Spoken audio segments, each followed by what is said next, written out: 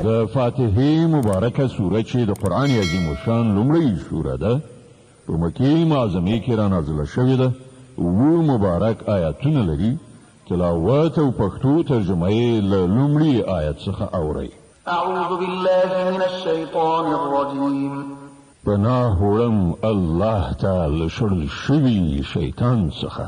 بسم الله الرحمن الرحيم. د الله په نوم چې ډېر زیات مهربان پوره رحم لرونکی دی. الحمد لله رب العالمين.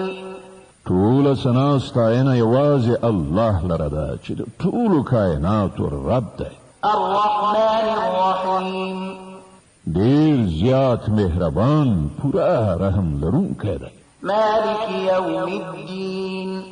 د جزا د ورځې مالک دی. إياك نعبد وإياك نستعين. اهدنا الصراط المستقيم.